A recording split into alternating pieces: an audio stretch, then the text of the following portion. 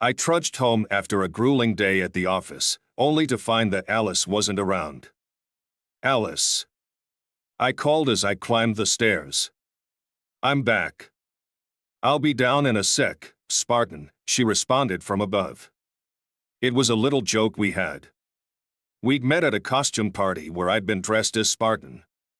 We nearly bumped into each other, and I'd apologized, but she cut me off with, "You're Spartan," while poking me in the chest.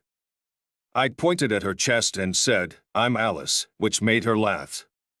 It turned out her real name was actually Alice, and from that moment, we were Spartan and Alice. We'd been married for what I thought were 5 blissful years. I cracked open a beer, plopped on the couch, and tuned into the 6 o'clock news. The headlines had just ended when Alice finally descended the stairs. My jaw nearly hit the floor. She was wearing my favorite little black dress. It was mid-thigh length, and while the cleavage wasn't exactly red carpet material, it was far from modest. The backless design made it clear she wasn't wearing a bra, though the movement of her breasts gave that away too. To top it off, she was wearing the necklace I'd given her for our anniversary just a month ago. I fumbled for my phone to snap a picture, even though I wasn't quite sure why I'd need it. "Wow, didn't know we were dating," I said. "Let me freshen up and change clothes. By the way, where are we heading?" "We're not going anywhere," she replied. "David Sinclair invited me to dinner and dancing tonight. I'll probably be late, so don't wait up for me." David Sinclair, who was banned from all company parties after his reputation took a dive for messing around with too many married women. "He's not like that," Alice insisted. "He's just an uptight jerk with a jealous husband who caused all the drama." "Well, there's one jealous husband right here who's not about to let you date him," I said. "I don't belong to you," she shot back, heading for the door. "You may not belong to me, but when we exchanged our vows, we committed ourselves to each other. That means something to me. I thought it meant something to you too." "Oh, don't be so old-fashioned," she sneered. "We're in the 21st century now. Nobody believes in that stuff anymore. It's a shame you didn't tell me earlier. We could have just divorced and moved on." "Divorce?" I echoed. "What do you mean?" She laughed dismissively. As she walked out, I grabbed an old bat from the closet just as the Lexus pulled up. "Here comes David. Order yourself a pizza or something," she called out. She headed outside, and I yelled, "Alice." When she turned around, I ripped her dress off, leaving her standing in just a tight black thong and heels. She froze momentarily, then dashed back into the house. I walked towards the Lexus, tapping the bat on my palm as Sinclair sped off, tires screeching. I nodded at my neighbors, who were clearly enjoying Alice's impromptu show, and went back inside to return the bat to the closet. I grabbed a fresh beer, since the first one was already warm, and settled back on the couch, waiting for the inevitable drama.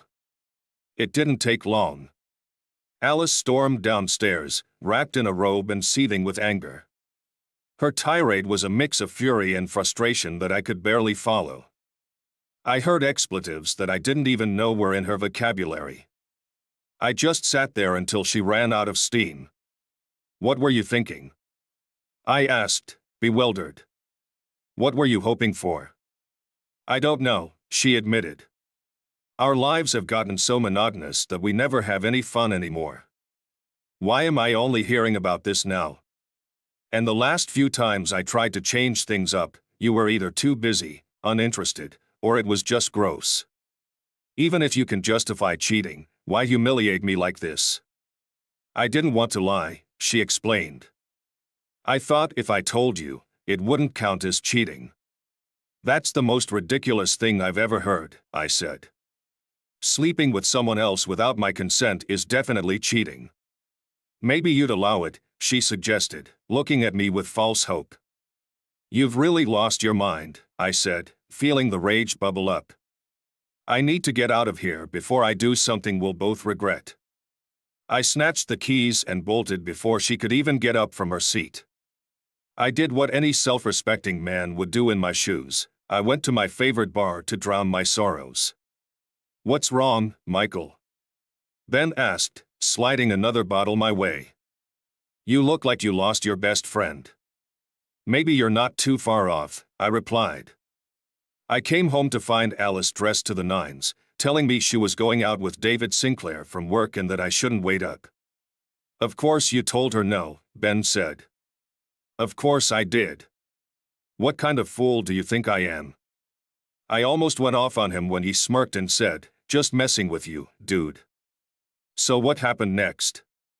Well, she gave me the usual spiel about not owning her and how loyalty is outdated. "I guess you didn't buy it." "Ding, ding, ding," I said. "You got it right." At that moment, Sinclair's car pulled up, and Alice headed for the door. I grabbed a bat from the closet and, following her outside, tore off her dress right there in the street. She stood frozen for a moment, then realized all the neighbors were watching her in just a thong and scampered back into the house. I walked to the car, still holding the bat, and watched as Sinclair sped away. "Looks like a win for you," Ben said. "So, what's bringing you here tonight?" The victory was short-lived. I was sipping my beer when Alice reappeared downstairs, pouting like a bear with a sore head. As she calmed down, she started ranting about our routine sex life and claimed that if she had my permission, it wouldn't be cheating. Ben was at a loss for words. I knew I needed to get out of there, so here I am. Ben cracked open a few more cold bottles, and we clinked glasses and drank. After a couple more drinks, I decided to call it a night before I risked driving under the influence. "Good night and good luck, Michael," Ben said. "Thanks, Ben. I think I'm going to need it." When I got back home, Alice was already in bed. I went through my usual evening routine, slipped into my pajamas, and crawled into bed with my back turned to her. As I drifted off, I thought I heard her quietly sobbing, but I chose to ignore it. The next morning, Alice was up early, making breakfast. Our meal was eerily quiet, and once we finished cleaning up, Alice started up again. "Michael, why can't you see that times have changed? No one expects to stay with just one person for their entire life anymore." "Well, I don't think I'm alone in this," I replied. As for staying with one person for life, neither of us was a virgin. We dated others before we met. You know that's not what I mean. We were just kids back then, barely understanding anything. Now we have more experience and more to compare. "I don't need to compare anything," I said. "I did a lot of comparing before I asked you to marry me.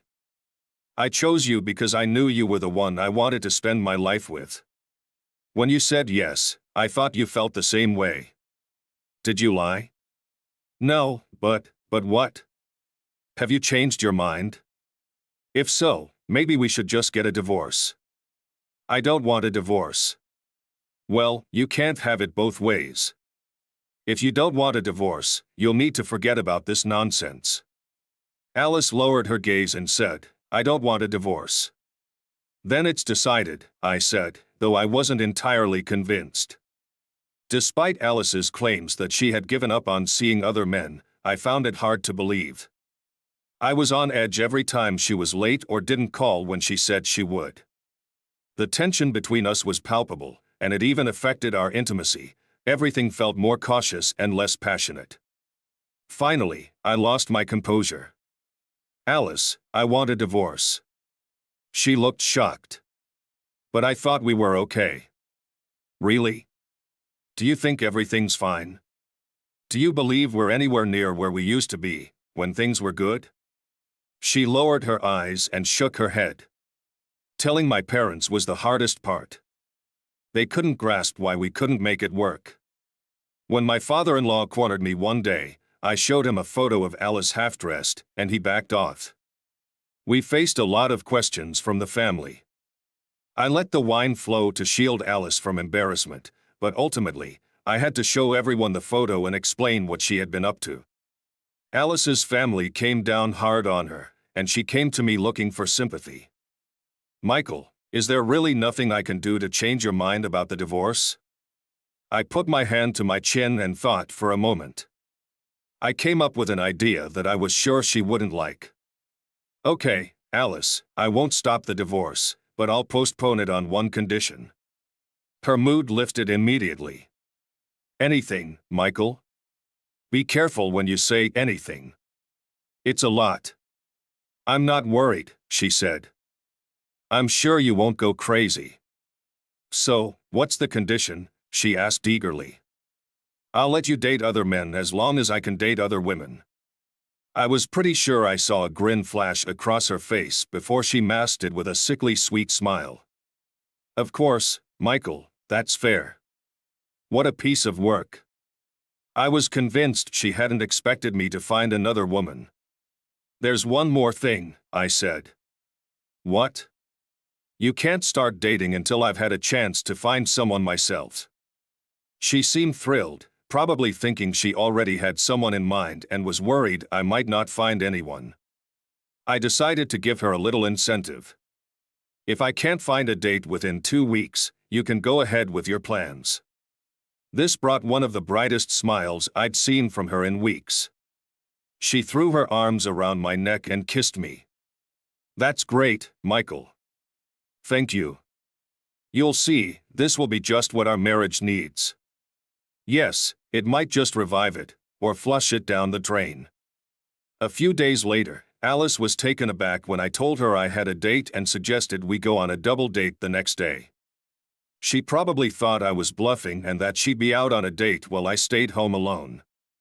Without Alice knowing, I had lined up a date I hoped would put an end to this madness once and for all. On Monday, I took a long lunch to buy new clothes and left them in the car. On Friday, I left work early to get my hair done and make sure I was home before Alice. I snuck into the guest room with my new outfit and got ready in the shower. When I heard the garage door open, I finished shaving, brushing my teeth, and went to the bedroom to complete my look. Alice seemed surprised when I emerged from the guest room in a new outfit and with a fresh hairstyle, but she quickly regained her composure. David will pick me up at 6:30. Fine. We have a reservation with Olivia at 7 o'clock. The table is in my name in case you get there before us, I said as I walked out the door. What Alice didn't know was that we had a new hire at work, Isabel Ramirez. Isabel was a stunning redhead who turned heads everywhere she went. She was completely professional, never feeding office gossip. We'd struck up a casual friendship, and though she flirted with me from time to time, I would always politely show her my wedding ring. So, when I asked her out for drinks after work, she was intrigued. I arrived at the bar before she did and was staring into my glass when she walked in. So, Michael, what's got the last Boy Scout of America out of his shell? She asked with a laugh. One look at my forlorn expression quickly sobered her. Oh, Michael, I'm so sorry, she said, placing a warm hand on mine. I didn't mean to tease you. You look like you've lost your best friend. My eyes began to well up, and I turned away. Isabel put her arm around my shoulders and guided me to a table. I took a sip of my drink while she sat patiently, giving me the space I needed to gather my thoughts and muster the courage to tell her my story. Well, she said, once I'd finished, there's only one thing we can do. We? I asked, raising an eyebrow.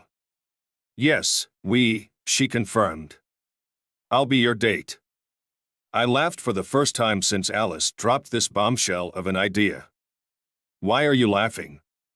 I'm serious, she insisted.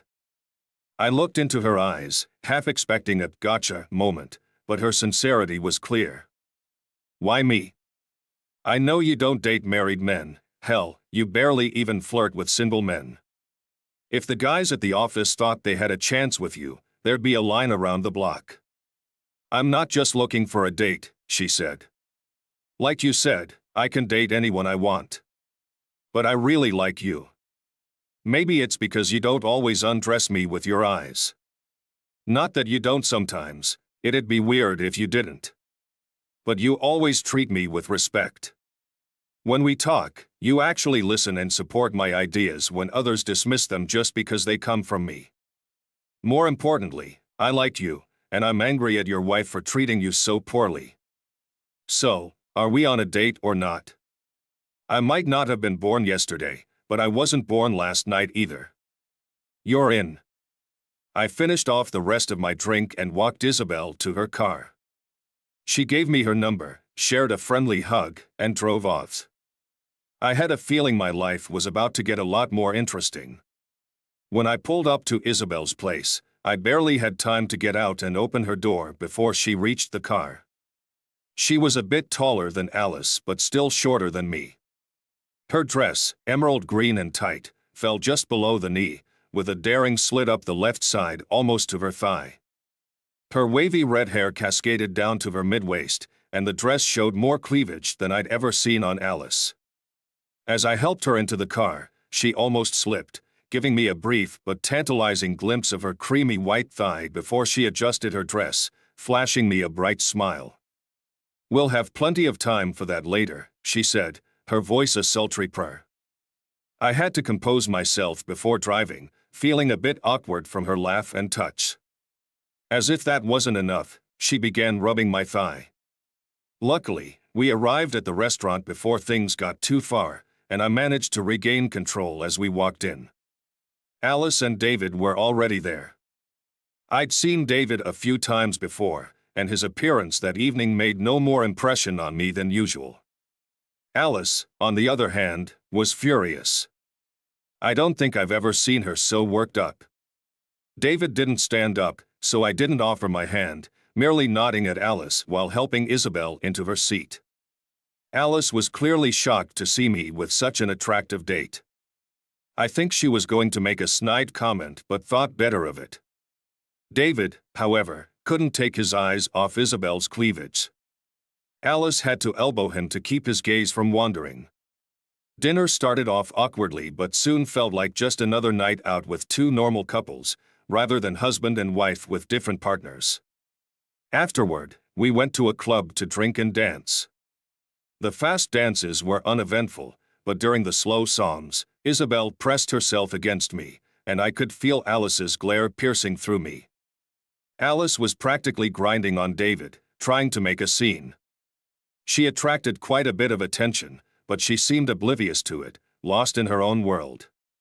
When David's hand slipped under her dress to caress her breasts, I felt a wave of embarrassment and quickly led Isabel back to our table. We watched Alice and David put on their show until the manager approached them and asked them to leave. Alice dashed to the table in tears, grabbed her coat, and left with David following closely behind. "Well, you certainly know how to have a good time with a girl," Isabel said, giggling. I could only laugh and we returned to the dance floor. When we were ready to leave, I approached the manager. "I'd like to apologize for our companions," I said. "Don't worry about it," he replied. "No complaints here." "I understand. Please come again." I took Isabel to her apartment and walked her to the door. As I leaned in for a friendly goodnight kiss, she surprised me by pulling me close for a passionate kiss. Isabel asked, "Would you like to come in for a nightcap?" There was a certain glint in her eye that hinted she had more on her mind than just a drink, but who was I to argue? The glass was quickly forgotten as soon as the door closed behind us. She pushed me onto the sofa and straddled my lap, the slit in her dress widening to give me an enticing view. With deliberate slowness, she unbuttoned the top of her dress, letting it fall to her waist and revealing her firm, captivating breasts. Before I knew it, she slid to the floor and began unbuttoning my trousers. Her movements were agonizingly slow, and I found myself struggling to keep my composure. She settled back onto me, and I could feel her warmth pressing against me. In that moment, it struck me that, despite Alice's complaints about our sex life being stale, she had never allowed me such intimate positions. Alice always said it was humiliating. Clearly, Isabel didn't share that view. After a while, I rolled over beside her, and she nestled against me, resting her head on my shoulder. As we lay there, a nervous thought crossed my mind. "Isabel, in all the excitement, I had forgotten to use a condom. It's okay, she reassured me, sensing my anxiety. I'm on the pill. I cupped her chin, lifted her face to mine, and kissed her tenderly, our tongues meeting in a gentle dance. I lost track of time as we made love, but it felt like mere moments before we drifted into a blissful sleep.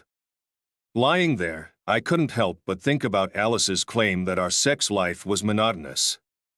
If anything, my night with Isabel had shown me it wasn't because of me. The next morning, we showered separately. While Isabel finished up, I made breakfast. When she saw the spread, she commented, "Wow, you're not just a great lover, you're also a cook. I could get used to having you around." As we sat down to eat, I said, "Isabel, I really like you, and last night was the best sex I've ever had. But I need to sort out my marriage first. Even if we do get divorced, I'm not sure how soon I'll be ready for another relationship." "Don't worry, Michael," she said, "I was just teasing you. I like you too, and if things work out, I could definitely see us together.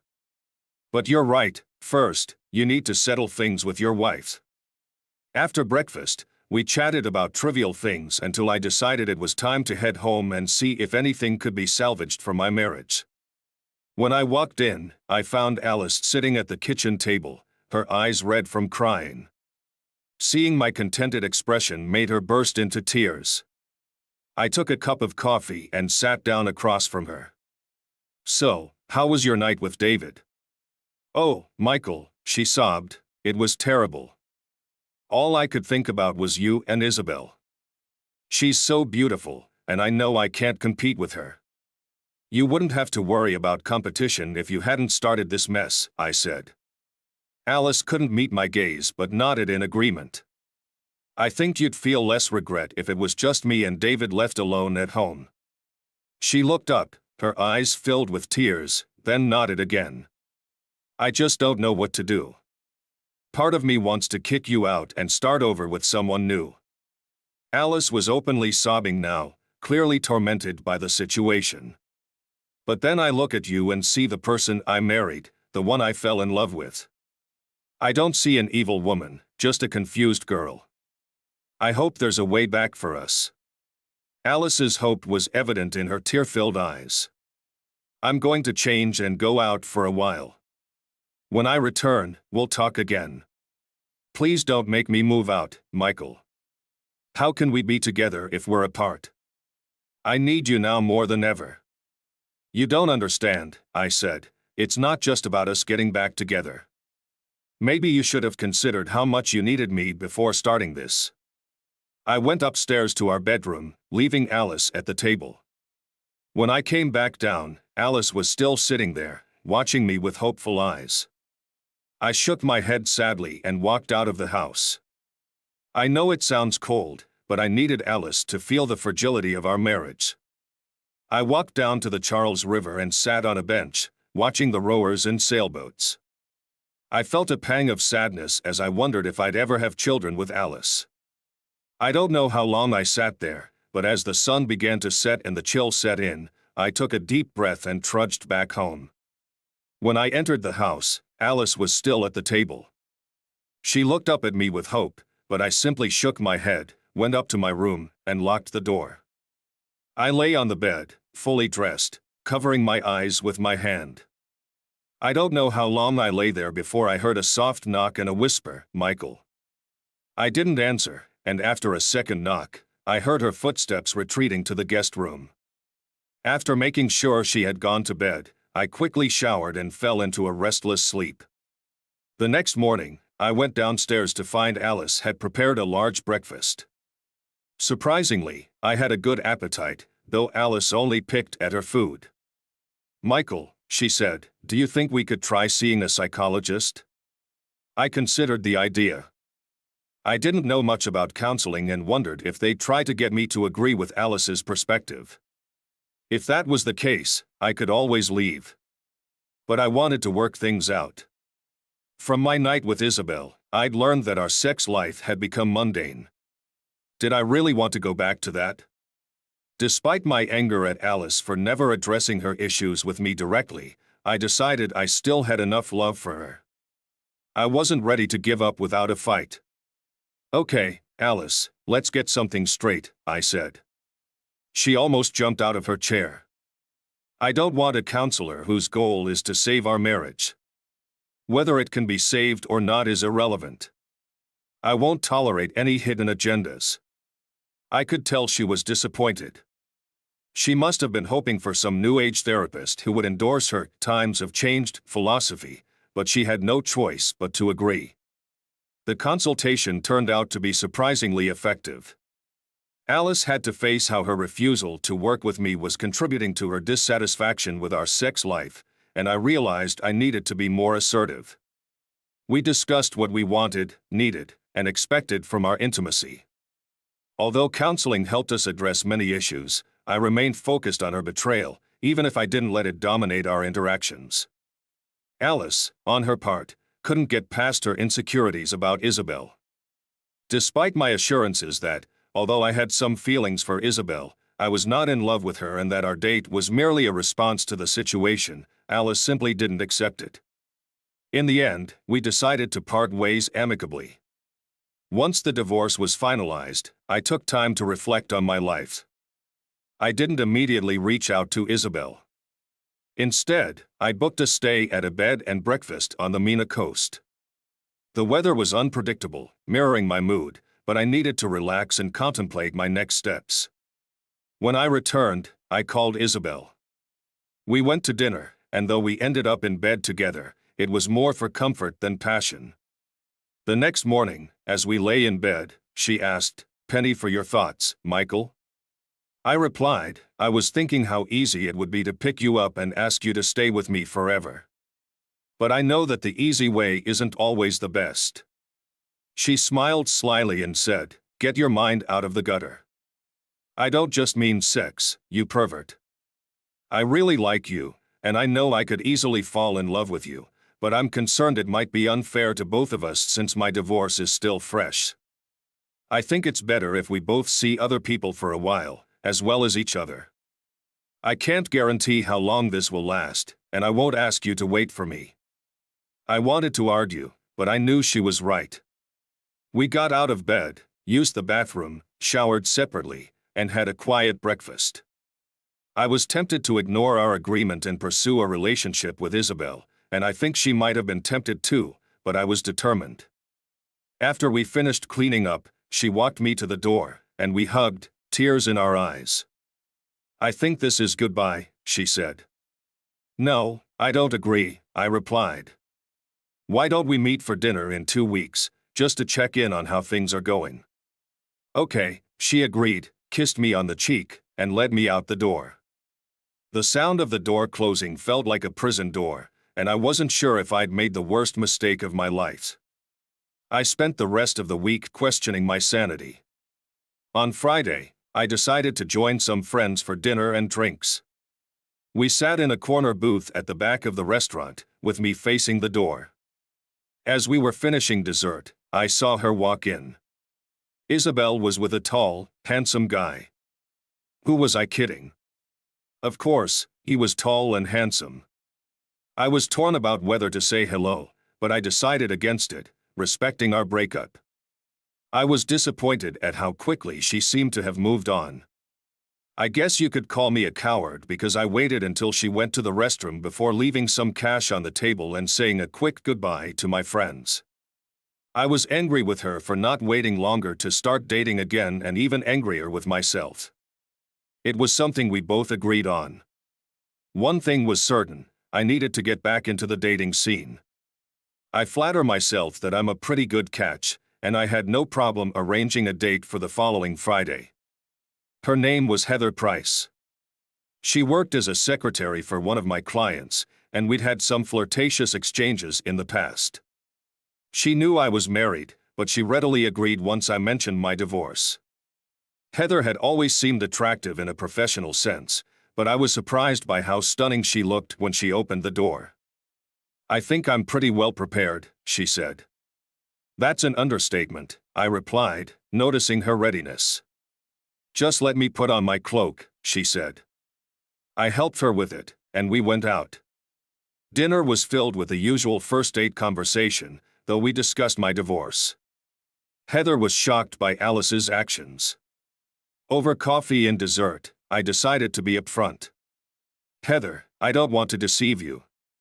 Before my divorce was finalized, I was involved with someone, and after my divorce, things got serious.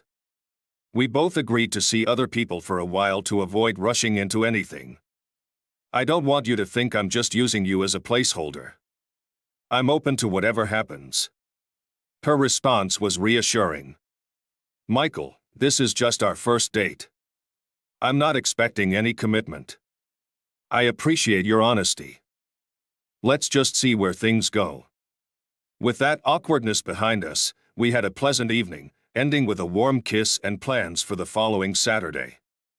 Meanwhile, I had a dinner planned with Isabel and was unsure of how it would go. When she arrived, she was as beautiful as ever. During dinner, she suddenly became serious after our orders were placed.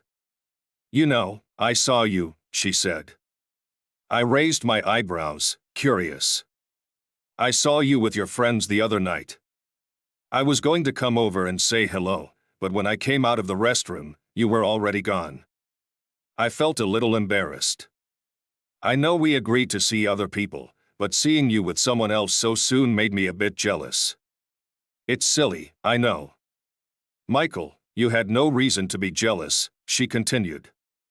Ethan is an old friend I hadn't seen in a while. When he called, I took the opportunity to have dinner with him. It wasn't anything significant. No need to apologize. If there was any upset, it was all in my head. In fact, it motivated me to finally get off my butt and ask someone out. We had dinner last week. Her eyebrows raised at that.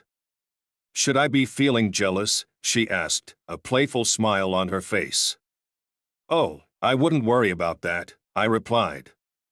We've got another date planned for tomorrow night. We both agree there's no commitment here, just two people enjoying each other's company. That's nice, she said, her smile tinged with wistfulness. You deserve to have a good time. Our awkward conversation was cut short as our dinners arrived, shifting our chat to lighter subjects. Would you like to go dancing?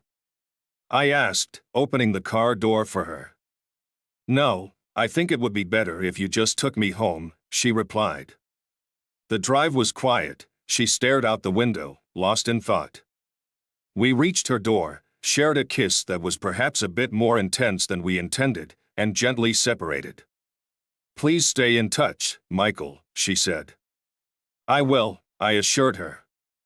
Good night, Isabel, I said, quickly retreating to my car before attempting to get her inside. My date with Heather went well. Our goodbye kiss was more passionate, and we even did a bit of petting, but we decided to break things off before it went too far. Even though I spoke with Isabel every week or so, we never actually met up. I'm not sure if we were avoiding each other subconsciously or if it was just fate. I saw Heather a few more times. We ended up in bed and had fun, but there was no real spark. After our third night together, Heather dropped a bombshell. Michael, I think this should be the last time, she said. What? I thought everything was fine. Well, it might have been too fine, she replied, sounding perplexed. Michael, when we started, we agreed there'd be no commitment. I made it clear I wasn't looking for anything serious, and I didn't have any feelings then, but now I'm starting to develop feelings for you. If we keep going, I think we might head down a path I'm not ready for. I'd rather end this now before the feelings deepen and cause more pain later. I hope that makes sense. In a way, it did. It hurt, but I knew I'd get through it. I dressed, kissed her forehead, and made my way to the door. Good night, Heather. Goodbye, Michael, she said, her sad smile and teary eyes telling their own story. After closing the door, I pondered my next move. I started dating a string of women. Some were one-night stands, others were short-lived relationships, but none of them were serious. Eventually, I figured out what was missing and decided to make a call. "Hello?" she answered. "Isabel, it's Michael," I said, forgetting she had caller ID. "Isabel, I don't know where you are right now, but I'm done with casual rebounds. I'm ready to settle down if you'll have me. I want to come home." There was a pause on the other end, and I began to worry I'd missed my chance. "How soon can you come?"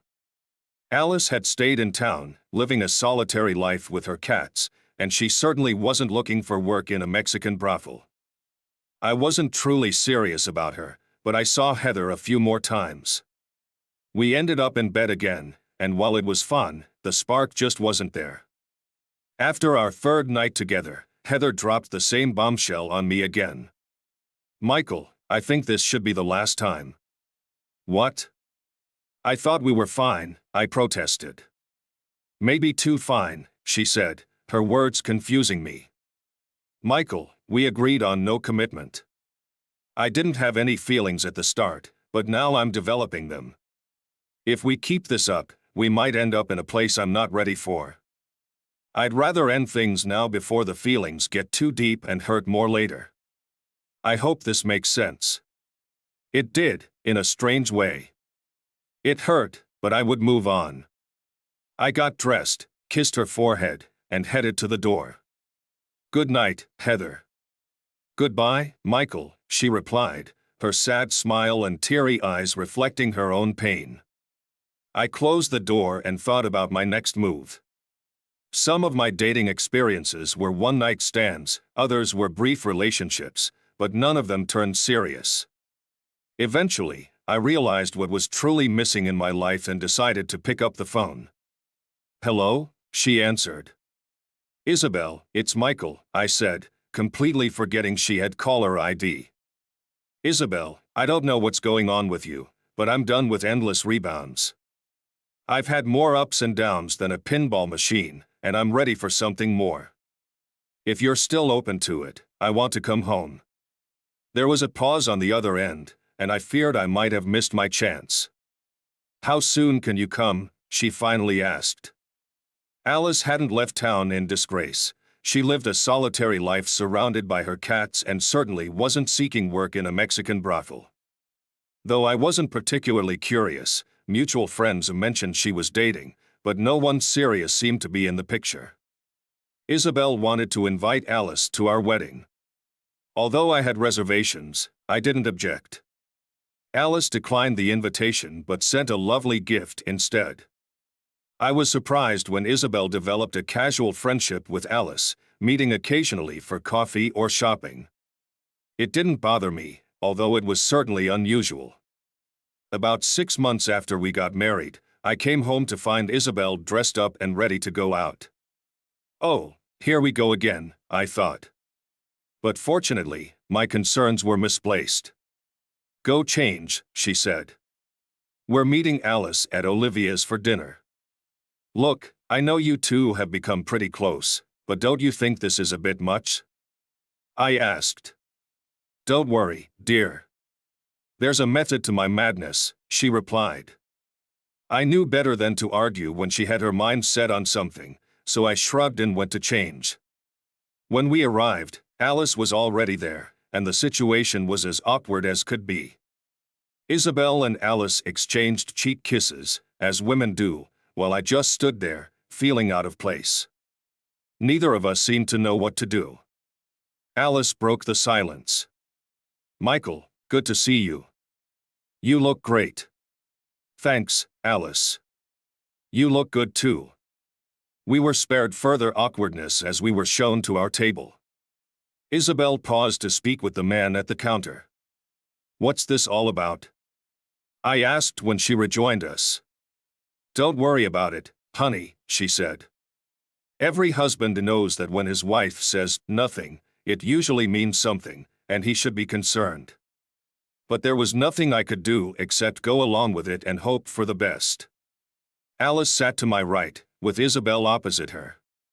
Before we could even order drinks, the owner came over with Ethan. Isabel greeted him warmly, gave him a hug, and seated him on my left, directly across from Alice. It became clear that Isabel's plan was unfolding. While my worst fears hadn't come true, the evening still had the potential for disaster. Fortunately, Alice and Ethan hit it off, and the conversation flowed smoothly throughout dinner. By all accounts, we were like four old friends. Before long, it was time to leave. Ethan and I split the bill, and as Isabel and I were heading out, Alice and Ethan decided to extend their evening at the restaurant bar. Isabel was so self-assured, but I couldn't be angry.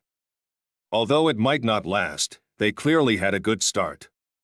We kept up cordial, if somewhat distant, relationships with Alice and Ethan. We rarely saw each other as couples but often met in group settings. Apparently, their relationship was stable, and Alice no longer seemed to need to spice things up. We wished them all the best. Isabel and I couldn't be happier. Though, I must admit, the baby's kicks at night certainly keep her awake.